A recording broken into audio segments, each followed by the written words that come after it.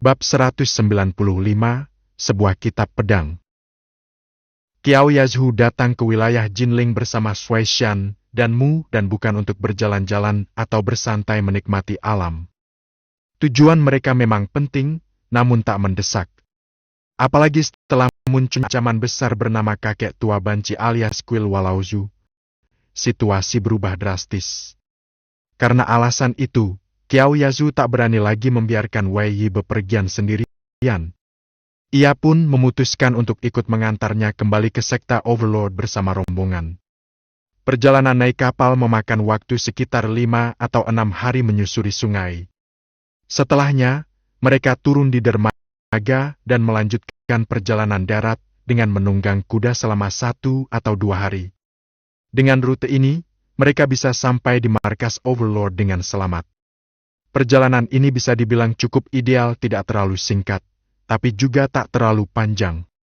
Dalam waktu itu, Qiao Yazhu memanfaatkannya untuk memberi penjelasan menyeluruh kepada Wei Yi mengenai struktur dan kondisi Baihua Shanjuang serta Baihua Shanghui. Bagaimanapun, Wei Yi kini telah sah menjadi calon tuan muda Baihua Shanjuang.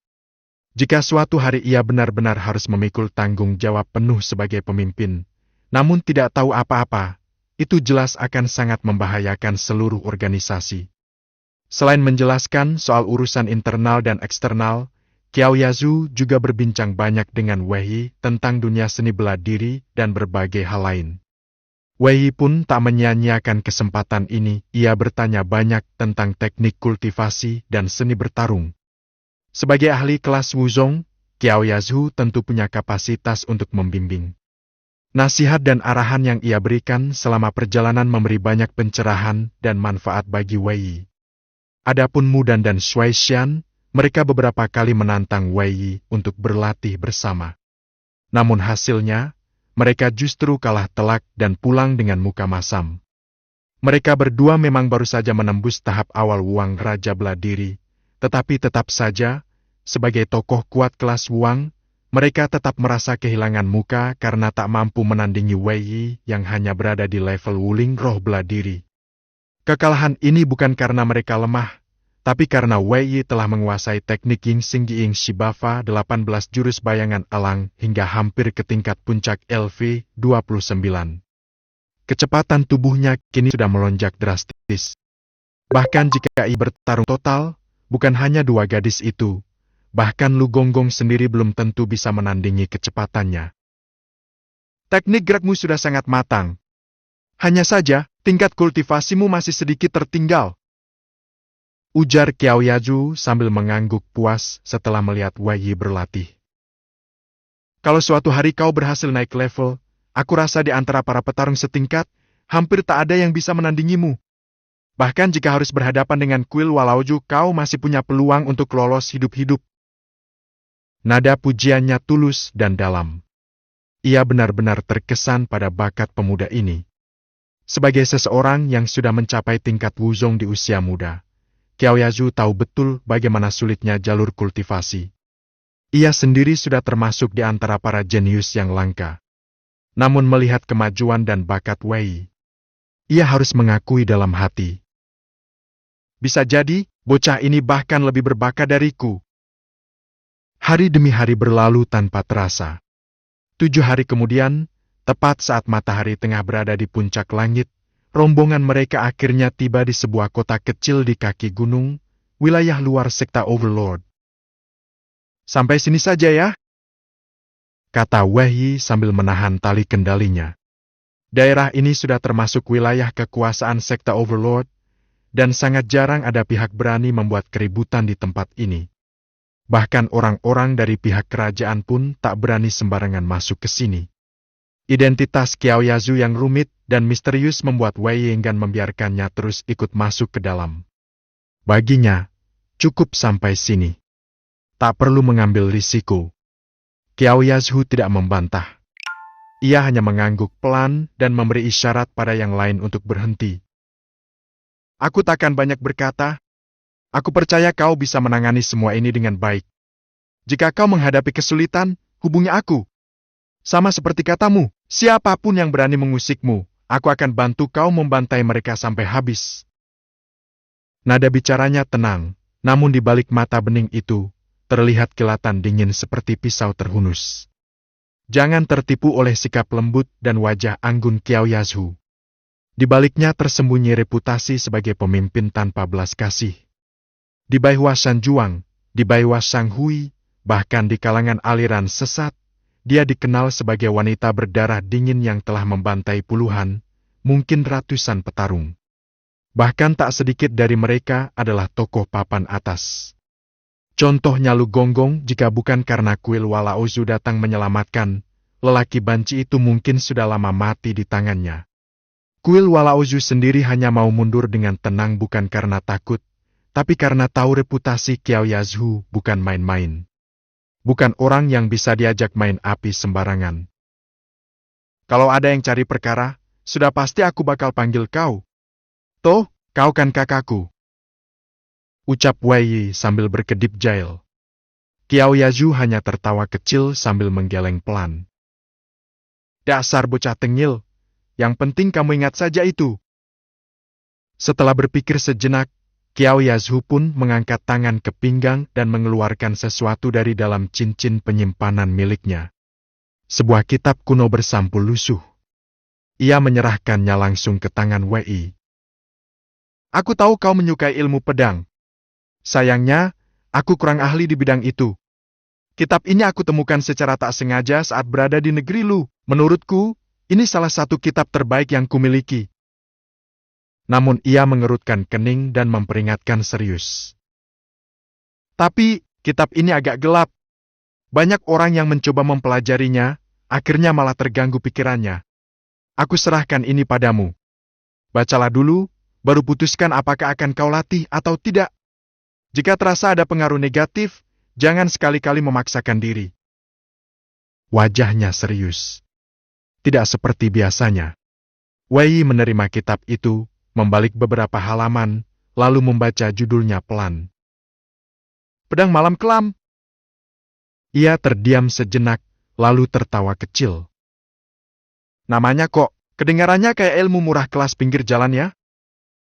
Namun ketika notifikasi dari sistem berbunyi di benaknya, Wei Yi justru terdiam sejenak, alisnya berkedut dan mata terbelalak heran. Kitab pedang yang terlihat sederhana dengan nama Pedang Malam Kelam ini ternyata adalah senjata tingkat bumi kelas rendah DPN Zaidenenegram. Itu berarti, ini adalah seni bela diri serangan tingkat bumi pertama yang pernah ia dapatkan sejauh ini. Sebelumnya, memang benar ia telah memperoleh 2 kitab tingkat bumi, yakni Kairong Huo Shenjing, kitab teknik pengolahan energi dalam, Ying Xinggi Ying Shibafa, teknik langkah dan pergerakan tubuh. Namun kedua kitab itu bukan untuk menyerang secara langsung. Sementara berbagai jurus pedang yang ia kuasai hingga kini, termasuk Cunyang Jainju, jurus pedang murni yang hanyalah tingkat langit tinggi biasa Chuan Jdenenegram, masih jauh dari level bumi. Tak disangka, kitab yang namanya terkesan seperti ilmu silat pinggir jalan, justru adalah sebuah teknik pedang kuat tingkat bumi. Tunggu, ini benar-benar teknik tingkat bumi? Wei Yi tak bisa menahan rasa penasarannya. Qiao Yazhu mengangguk ringan, lalu menjelaskan dengan nada tenang. Benar. Konon, pernah ada orang di negeri Lu yang berhasil membangkitkan enchant pedang hanya dengan mengandalkan kitab ini. Dari sisi kualitas, kitab ini memang luar biasa. Namun sorot matanya menjadi serius saat melanjutkan. Tapi, kitab ini juga dikenal agak gelap dan menyeramkan. Banyak yang setelah mempelajarinya jadi kehilangan akal sehat, bahkan jatuh ke jalan sesat. Kalau bukan karena kau sudah membangkitkan Cunyang Jianyi, niat pedang murniang, aku juga tidak berani memberikannya padamu. Wei Yi mengangguk dengan pemahaman yang dalam. Jurus Cunyang Jianyi mengandung sifat murni, terang, dan keras, memiliki kekuatan alami untuk menekan energi-energi kegelapan dan sesat. Dengan niat pedang seperti ini sebagai fondasi, risiko pengaruh negatif dari pedang malam kelam tentu bisa ditekan semaksimal mungkin. Namun sejujurnya, bahkan tanpa Cunyang Jianyi pun Wei Yi tak merasa cemas. Karena dia memiliki sistem game, dan metode kultivasinya berbeda jauh dari pendekar pada umumnya. Bahaya kesesatan batin yang sering menghantui para pendekar konvensional tak berlaku untuknya. Kalau begitu, aku tak akan sungkan. Wei Yi pun langsung menerima kitab tersebut dengan senyum lebar. Sekarang aku memang belum bisa membalas apa-apa, tapi nanti aku pasti kasih hadiah spesial untuk kakak. Mendengar ucapan santai dan polos itu, Qiao Yazhu tiba-tiba tersenyum. Tatapannya lembut, lalu perlahan membuka kedua tangannya. Kalau begitu, peluk dulu deh. Melihat sosok cantik dan anggun di hadapannya membuka pelukan, Wei Yi tentu tak akan melewatkan kesempatan itu. Dengan senang hati. Tanpa banyak basa-basi, tubuhnya langsung menyambut hangat dalam pelukan. Pelukan mereka tidak berlangsung lama, tapi cukup untuk mengukir kesan yang dalam di hati masing-masing. Setelah itu, Qiao Yazhu menaiki kudanya kembali. Sebelum pergi, ia sempat menoleh, menatap Wei Yi dengan dalam. Tak berkata apa-apa lagi, ia hanya mengangkat cambuk kuda dan langsung memutar arah. Para pengawal dan pengikut setianya pun segera menyusul di belakang. Sampai jumpa lagi, Tuan Muda. Mudan melambaikan tangan sambil tersenyum manis. Sui Shan juga tak kalah anggun, meskipun wajahnya tampak sedikit enggan berpisah, ia tetap melemparkan senyum terakhir sebelum memacu kudanya menyusul yang lain. Wei Yi berdiri di sana. Dia memandangi bayangan mereka yang perlahan menjauh di jalanan berbatu, hingga benar-benar hilang dari pandangan. Ia menarik napas dalam-dalam, lalu mengembuskannya perlahan. Tidak ada waktu untuk larut dalam urusan perasaan. Langit masih luas. Jalan hidup masih panjang. Wei Yi segera menegakkan tubuh, menoleh ke arah utara menuju arah pegunungan tempat berdirinya sekte Overlord, tempat yang sekarang menjadi pondasi utama langkah besarnya. Ia menaiki kudanya sekali lagi. Dengan tubuh tegap dan sorot mata penuh tekad, ia memacu kudanya, melesat seperti anak panah menuju gerbang masa depan yang telah menunggunya sejak lama. Bab 196, Hajar dulu, urusan belakangan. Setelah menyelesaikan urusannya, Wei Yi segera kembali ke sekte Raja Perkasa. Sepanjang perjalanan, ia tidak menemui hambatan berarti. Bagaimanapun, selama masih berada di dalam wilayah kekuasaan markas utama sekte Raja Perkasa, makhluk-makhluk aneh ataupun orang-orang berani mati takkan berani sembarangan membuat keributan. Namun, saat melintasi wilayah akademi luar yang terletak di bagian tepi, ia bertemu dengan beberapa wajah yang sudah tak asing lagi para murid dari Akademi Qinghu, termasuk Li Hanlun. Hubungan Wei Yi dengan Li Hanlun cukup akrab. Keduanya bukan hanya memiliki kepribadian yang cocok, tetapi juga pernah sama-sama terlibat dalam aksi hitam makan hitam, berkelahi bahu-membahu, dan melewati masa-masa sulit bersama. Bisa dibilang, mereka memiliki ikatan pertemanan yang ditempa oleh perjuangan sejati. Sebenarnya, kegagalan Li Hanlun dalam seleksi murid dalam sebelumnya lebih karena faktor keberuntungan yang tidak berpihak. Bila hanya dilihat dari sisi kekuatan, ia sudah cukup memenuhi syarat untuk naik tingkat. Aku yakin kali ini pasti lolos seleksi murid dalam, kata Li Hanlun dengan penuh percaya diri. Kalau aku berhasil masuk nanti, kau harus jaga aku, ya. Dalam beberapa bulan terakhir, Li Hanlun memang terus mengurung diri dalam pelatihan keras. Kekuatannya meningkat cukup signifikan. Terlebih setelah angkatan Wei Yi masuk ke dalam murid dalam, posisi Li Hanlun di akademi luar praktis langsung naik ke jajaran puncak. Jika ia masih gagal masuk kali ini, bukan karena nasib buruk, melainkan karena langit benar-benar tidak menghendakinya. Hahaha! Tentu saja, begitu kau masuk, aku yang akan membacukmu. Wei Yi tertawa lepas dan menepuk bahu temannya dengan mantap. Mereka pun sempat mengobrol sebentar, membahas beberapa kabar baru seperti pembubaran total kelompok Heihu sekitar sebulan yang lalu, datangnya gelombang baru murid di akademi luar, hingga info bahwa Akademi Qinghu dan Akademi Zhenwu juga telah mengirimkan murid baru ke sekte. Banyak perubahan yang terjadi dalam waktu singkat. Namun, Wei Yi tidak berlama-lama di sana. Setelah mengucapkan salam perpisahan, ia langsung melangkah cepat menuju area murid dalam. Kembali ke lingkup dalam sekta, ia tidak menyia-nyiakan waktu untuk berkeliling atau bertemu dengan teman-temannya.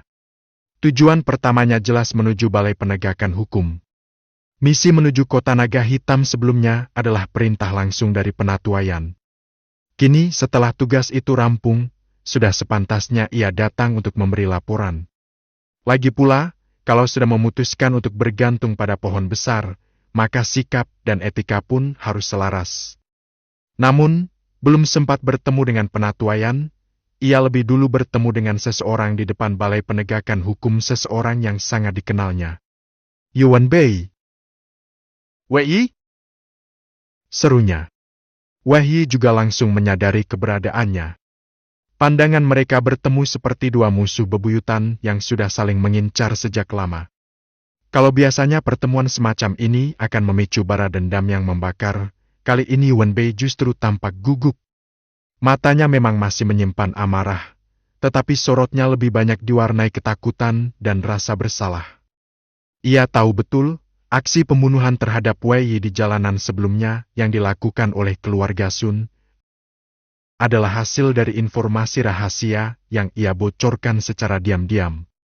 Tujuannya jelas, ingin meminjam tangan keluarga Sun untuk menyingkirkan Wei Yi selamanya. Namun siapa sangka, nyawa Wei Yi ternyata sekeras baja. Bukan hanya berhasil lolos dari penyergapan Sun Jianshen, ia bahkan menyelesaikan misi di Kota Naga Hitam dengan gemilang, sekaligus menghancurkan kelompok perompak terkenal, yaitu perompak air hitam. Namanya kini semakin dikenal di dalam sekta. Keberhasilan demi keberhasilan yang diraih Wei Yi membuat hati Yuan Bei mendidih oleh rasa iri yang luar biasa. Sial! Dasar bocah beruntung! Kalau aku tahu semudah itu, aku sendiri yang akan ke Kota Naga Hitam. Sekarang, yang akan dikenal sebagai pahlawan bukan dia, tapi aku. Semua pujian itu seharusnya untukku. Tapi malah dia yang enak-enakan. Penyesalan menggerogoti benaknya. Ia buta terhadap segala usaha dan perjuangan yang telah dilalui Wei Yi. Ia hanya melihat hasil akhirnya ketenaran, kekuasaan, dan pengaruh. Inilah tipikal orang yang terlalu percaya diri tanpa dasar, merasa mampu padahal tak tahu batas diri. Yuan Bei? Teska, lama tak bertemu, ya? Wei Yi melangkah santai dengan senyum dingin menyeringai di wajahnya. Dari informasi yang ia dapatkan dari Liu Jiansen, ia tahu betul bahwa pengkhianat yang memberikan info ke keluarga Sun adalah Yuan Bei. Sayangnya, belum ada bukti kuat untuk menjatuhkannya secara resmi. Kalau ada, sudah pasti nyawa lelaki itu tinggal kenangan. Karena mengkhianati sesama saudara seperguruan adalah kejahatan besar yang hukumannya adalah kematian. Meski belum bisa menjatuhkannya secara resmi, bukan berarti Wei Yi akan membiarkan lelaki itu hidup dengan tenang. Kau mau apa? Yuan Bei buru-buru mundur, ekspresinya seketika berubah panik saat melihat Wei Yi melangkah mendekat. Setelah beberapa kali kalah telak di tangan Wei Yi, keberaniannya untuk melawan langsung menguap tak bersisa. Jangan segan begitu. Kita kan sudah saling kenal lama. Tentu harus akrab sedikit. Senyuman ramah masih terpampang di wajah Wei Yi saat ia mendekat, dan tanpa memberi kesempatan kabur, ia langsung menyergap Yuan Bei. Satu tangan merangkul bahunya, sementara tangan yang lain melayang keras menghantam perut. Ag! Yuan Bei langsung meringis kesakitan. Ia membungkuk sambil memegangi perut, wajahnya memucat menahan nyeri. Pukulan itu jelas bukan pukulan main-main. Kau ingin membunuhku, kan? Ucap Wei Yi dengan suara dingin, wajahnya berubah muram. Tapi sayangnya aku masih hidup dan berdiri di depanmu. Mengecewakan, ya? Tenang saja. Aku belum selesai. Ini baru bunga belum cicilannya. Setelah berkata demikian, Wei Yi mengangkat kaki dan menghantam Yuan Bei hingga tubuhnya terlempar ke belakang, terjungkal seperti boneka yang kehilangan keseimbangan. Wei, apa yang kau lakukan? Yuan, kau tidak apa-apa. Wei, kau berani-beraninya memukul saudara seperguruan di dalam wilayah sekta? Apakah kau sudah gila? Kekacauan yang ditimbulkan oleh pukulan dan tendangan Wei barusan langsung menarik perhatian banyak murid di sekitar Balai Penegakan Hukum. Dalam waktu singkat, sekelompok murid berkumpul, menonton keributan tersebut dengan ekspresi penuh keterkejutan. Yuan Bei memang termasuk murid lama yang cukup dikenal, dan saat ini jelas-jelas menjadi pihak yang dipukuli hingga tersungkur. Maka wajar saja banyak yang langsung memihak padanya dan melontarkan tudingan ke arah Wei. Namun, Wei hanya mengangkat bahu dengan santai. Wajahnya tenang, seolah baru saja hanya menampar seekor nyamuk. Biasa saja, ucapnya ringan. Barusan dia mengeluarkan kata-kata tidak sopan, makanya aku kesal dan kupukul dia. Apa? Kalimat itu seperti petir di siang bolong.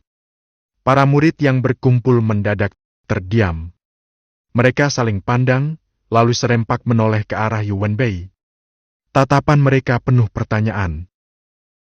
Dia bilang apa? Sih, sampai segitunya? Yuan Bei yang sudah setengah duduk di tanah, wajahnya langsung memerah, bukan karena pukulan, tapi karena marah dan malu bercampur aduk. Nadanya tinggi dan terbata. Wei, jangan asal bicara. Aku tidak mengatakan apa-apa. Kau tiba-tiba datang dan memukulku tanpa alasan. Aku akan laporkan ini kepada para sesepuh sekta. Kau tidak akan lolos begitu saja. Wei menyeringai kecil. Mata tajamnya menatap lurus, lalu dengan tenang berkata, memang kau tidak menghina aku. Tapi yang kau hina adalah penatuaian. Apa? Telingaku sendiri yang dengar. Lanjut Wei, tanpa mengubah ekspresi. Kau bilang penatuaian bertindak tidak adil, sudah tua dan pikun, dan seharusnya sudah pensiun dari jabatannya? Dengan mulut sekotor itu, bukankah sudah sepantasnya kau dipukul? Wah! Suasana sekitar langsung gempar. Para murid yang semula hendak membela Yuan Bei kini tampak seperti baru saja mendengar skandal besar. Menghina penatuaian? Bilang beliau tidak adil. Sudah pikun dan pantas pensiun? Itu adalah tuduhan yang sangat serius. Apalagi semua orang tahu bahwa saat Wei sebelumnya bermasalah di lingkup murid dalam, penatuaianlah satu-satunya orang yang berdiri membela dirinya.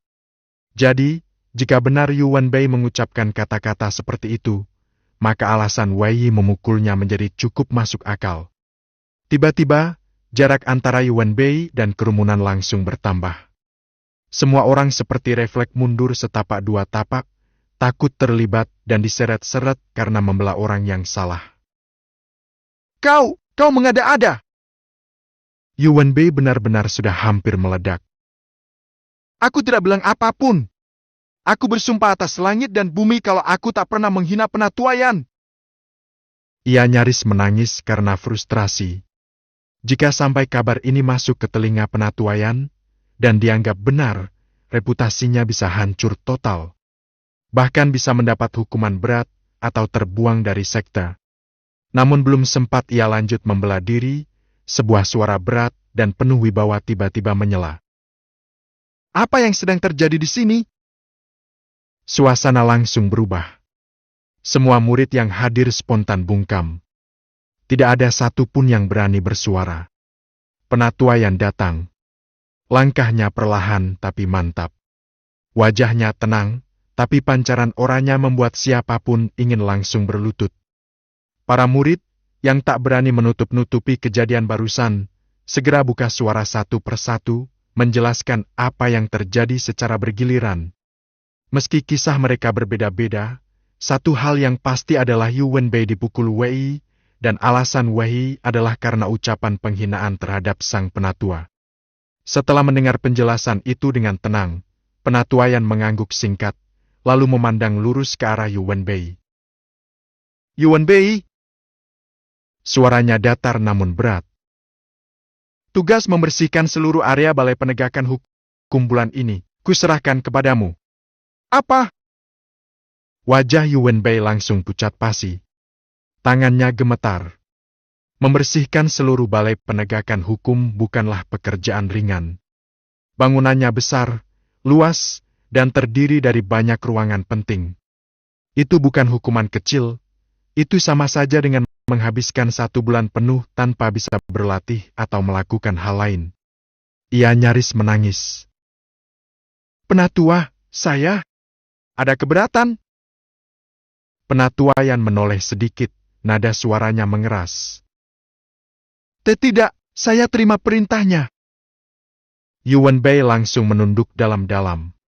Ia tidak berani menentang lagi. Tidak sekarang, tidak di depan semua orang. Penatua Yan pun mengalihkan pandangan ke arah Wei. Para murid yang melihat adegan ini serempak merasa, nah, sekarang gilirannya Wei kena hukuman. Mana mungkin dia lolos. Namun yang terjadi justru mengejutkan semua orang. Wei, ikut aku masuk. Dengan wajah santai, Wei yang mengangguk, lalu berjalan dengan ringan mengikuti Penatua Yan masuk ke dalam balai penegakan hukum. Yuan Bei hanya bisa mematung di tempat, wajahnya campur aduk antara frustasi, malu, dan marah yang membakar dada. Kenapa? Kenapa dia bisa lolos begitu saja? Sementara itu, para murid yang lain hanya bisa saling pandang, lalu berpaling menjauh dari Yuan Bei, seolah takut tertular sial. Bab 197, masuk ke tim penegakan.